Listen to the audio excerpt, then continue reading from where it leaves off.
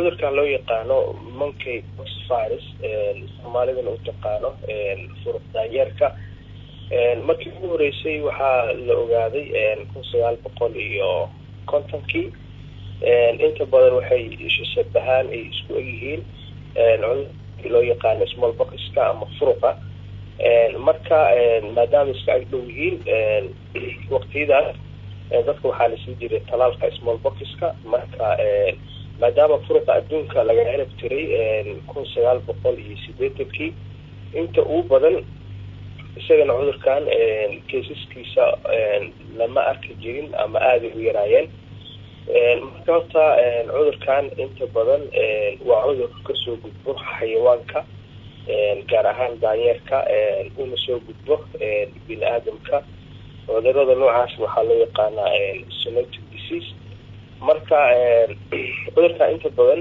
waxaa lagu arki jiray qaaradda Africa gaar ahaan wadamada ku yaala Central Africa iyo West Africa bartamaha Africa iyo galbeedka Africa marka hadda iyadoo la ogsoon yahay cudurkan inuu caan ku yahay ama endemic uu ku yahay wadamadaas haddana sidaas ay tahay wadamadii lagama arkin cudurka waxaa laga arkay wadamo aad uga fog sida wadamo kamida Yurubta iyo America iyo Australia laakiin waxaa la leeyahay cudurka waxaa wadamadaas soo gaarsiiyay dad travelers oo yani safar ku yimid wadamadaas kala yimid wadamada West Africa iyo Central Africa marka runtii monkey virus ama furuq daanyeerku waa cudur hadda adduunka aad iyo aad cabsi looga qabo hay'adda caafimaadka adduunkana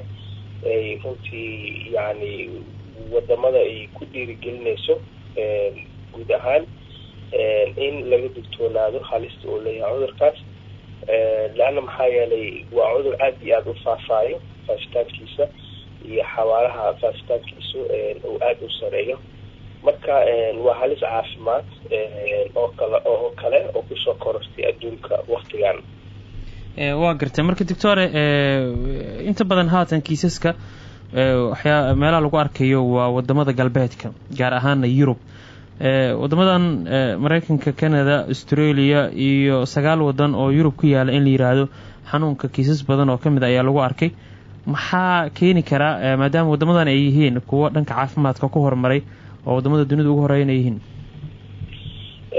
wata hadda adduunku waa aragtay yani waa accesska ama adduunka aad isku furan yahay waa xaafad oo kaleeto dadka isu socodkooda aad u badan yahay marka cudurkan cudur yani aware uu ahaayo uu baraarugsanay ma ahayn cudur hore lagu sii tabaabashaysan ma ahayn waxyaabaha ka hortaga ama prevention loo yaqaanana tilaabooyin ka hortaga hore yani inta ugu badan adduunka yani ma ugu jirin wadamadan kuma baraarugsaneen marka waxaa laga yaabaa dad xambaarsanaa cudurka inay tageen wadamadaas kabacdina ay dadyo kaleeto ay qaadsiiyeen cudur sidaasna ay kiisaskii ku bateen laakiin hadda runtii alertii uu galay caalamka aad iyo aad yani usoo jeedaan oo hadda waxaa la bilaabay dadkii in yani wixii la confirm gareeyo oo la xaqiijiyo cudurka inay qabaan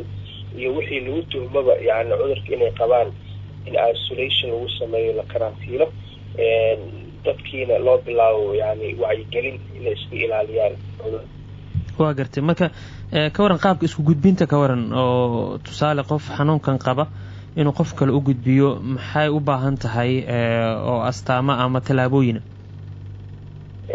horta kansaan hore usoo sheegay asalkiisa ama reserve waxa uu ku nool yahay daanyeerka laga helo wadamadaas bariga Afrika iyo galbeedka Afrika marka inta uu badan wuxuu bini'aadamka uu soo gudbi karaa haddii xiriir dhow la yeeshaan daanyeerkaas waxaa la sheegaa in yani dadyow ku dhaqan wadamadaas ay cunaan hilibka yani daanyeerka marka qofka haddii dhiigii daanyeerka ama hilibkiisii ama dhacaankiisii uu soo gaaro wuxuu u nugul yahay inuu qofka cudurka qaado. qofkaas cudurka kasoo qaaday daanyeerka leh yani waxaa cudurkiiyaa ku dhacayo oo waxaa lagu arkaa calaamadihiisii. waxyaabaha ugu horeyn waxaa kamida qandadii, qofkii qando aada u sareyso yani lagu arko. marka siyaabaha qofka uu soo gudbi karo xataa dadka waxaa kasoo baxo cudurkaas lagu arkay waxa la yaqaana skin lesions, yani nabro ama waxyaabo kasoo yaacay qofka jirkiisa. waxyaabahaasoo bocool yani blisters ah, bocoolo leh. waxaa ku jira dhacaan aada u badanaa ku jiro. dhacaankaasoo mid cad noqon kara ama mid yellowish ahoo huruud u ah. marka nabrahaas way dilaacayaan, dhacaanaa ka imaanaya qofka. marka haddii dhacaankaas uu contact la sameeyo, xiriir la sameeyo, masalan uu salaamo qofkii gacmihiisoo qofkii cudurka xanuunsanaya gacmihiisoo nabrihii iyo dhacaankii wixii leh, haddii uu la nool yahay oo dharkii la isticmaalayo, haddii cuntadii oo la cunaayo, ila nabrahan meelo badan ay kasoo baxaan afka qayb ka yahay, ama haddii dad isqaba ay yihiin waxaa laga yaabaa nabrihii inay kasoo baxaan xubintii taranka. marka markasta qofka qofkaas uu xiriir dhow la sameeyo, gaar ahaan dhacaanka nabrahaas ka imaanayo oo qofkii xiriir la sameeyo, wuxuu u nugul yahay qofka inuu cudurkii kasoo qaado qofkii qabay. waa gartay. marka adduunka waxaa faraba-an ku hayay sanadihii lasoo dhaafay xanuunka COVID-19 ama coroonaha oo faafitaankiisu aada u fudud yahay, oo neefsashada, taabashada, waxyaaba badan lagu kala qaadayay. kan intaas waa uu ka khafiifsan yahay soomaan marka la eego astaamaha gudbinta xanuunka. corona horta nooc walba cudur lagu gudbiyo inta badan gudbaayo, laakiin hadda waa direct contact waaye. qofkii inuu qofka kale xiriir toos uu la sameeyo ilaa hadda lama sheegin, mana arkin inuu ku gudbo neefta oo kaleeto. masalan corona wuxuu ahaa qofka hadduu qufo hindhis, waxyaabaha laga yaqaano droplets oo isha is arkiin oo ku gudbaayay. ka laakiin wuxuu ku gudbaa direct contact, qofkii inaad jirkiisii la samaysid xiriir toos aad salaantid, qaandada wax ku cuntid, ama dharkii uu gashtay aad gashatid, ama dadkii isqabay isjamaaca, waxyaabahaas uu asaga uu gudbaa. laakiin waa gudbitaan ahaan marka la fiiriyo yani wayska uu ku gudbaayo wuu ka yaro fudud yahay kii hore corona. aada weyn. ka waran sida ugu fudud lagu hortegi karo, ma jira horta talaal uu leeyahay oo haatan la leeyahay waa cayms ayuu u yahay, mise waa laga hortegi karaa? horta isaga waxaa loo isticmaali jiray talaalkii loo isticmaali jiray furuqa ama small box. talaalkaasaa loo isticmaali jiray. marka waxaa la leeyahay talaalkiisu wuu yaalaa oo waxaa yaala talaalkii small box furuqa, laakiin talaalkaas availabilitygiisa iyo accesskiisa helitaankiisa aada u yar. marka hadda hay-adda caafimaadka adduunka waxay ka codsatay warshadihii soo saari jiray kaas furuqa inay dardargeliyaan cadad aada u badan ay soo saaraan si accesska iyo helitaanka adduunka talaalkaas uu helo ay u fududaato. marka dabcan talaalkiisa available waaye, laakiin weli access dunida ma u wada lahay oo yani wadamada dunida dhan ma wada gaari karo. talaal wuu leeyahay aada weyn. marka iyadoo leeyahay meeshaas waxayna ku daraa marka waxaa leeyahay dadka afartanka sano ka yar oo masalan small box ama furuqa waxaa eradication lagu sameeyey oo kiiskii ugu dambeeyey oo la arkay uu ahaay yani 1980.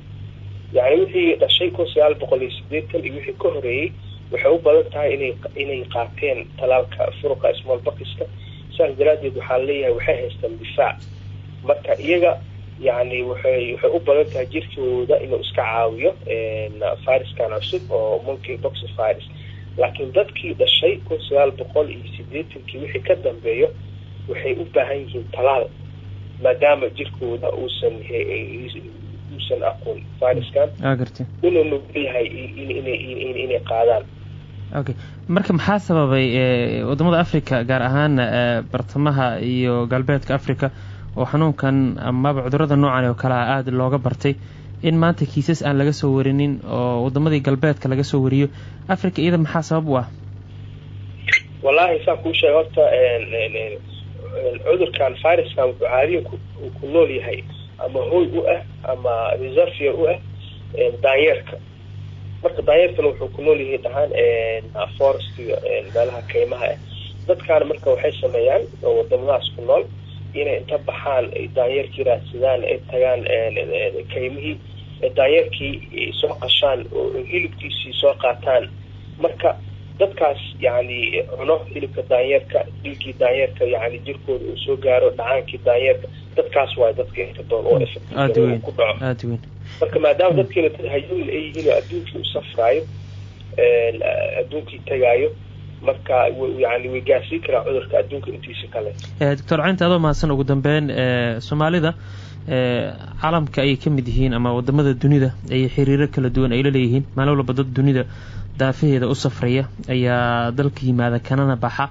marka waad dareemi kartaa oo COVID-19 oo Shiinaha kasoo bilowday saameyn xoogan ayuu Soomaaliya ku yeeshay.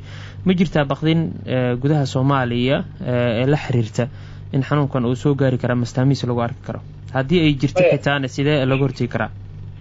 okay, for sure way jirtaa. waa hubaal adduunka hadda yani village uu noqdo xaafad cudurkii laga sheego wadan ay aad u fududahay in wadanka kaleeto adduunka airfields ku yaal uu soo gaaro. marka hadda muhiimadu waxay tahay in la sameeyo tilaabooyinka hortaga meelaha wadanka laga soo galayo. qofkii suspected ahoo la tuhumo cudurka inuu qabo, iyadoo la fiirinayo calaamadihii aan soo sheegeen, qandho aad u sareyso, murqa xanuun, jir xanuun, tabar daro, skin rashes, nabrihii jirka kasoo baxayay oo meel walba kasoo baxayay, gacmaha, lugaha, cagaha, afka, xubinta taranka.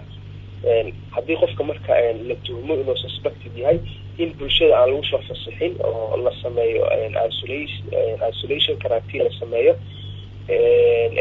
haddii la awoodana yani dhacaankaas laga qaado sambal la confirm gareeyo inuu qofkan monkey virus tahay in kaleeto. marka muhiimaddu waxay tahay meelaha portal entry ahoo yani wadanka laga soo galo in aada loo controlo, dadka la jeegareeyo, qandhada laga fiiriyo, skin rashka laga fiiriyo.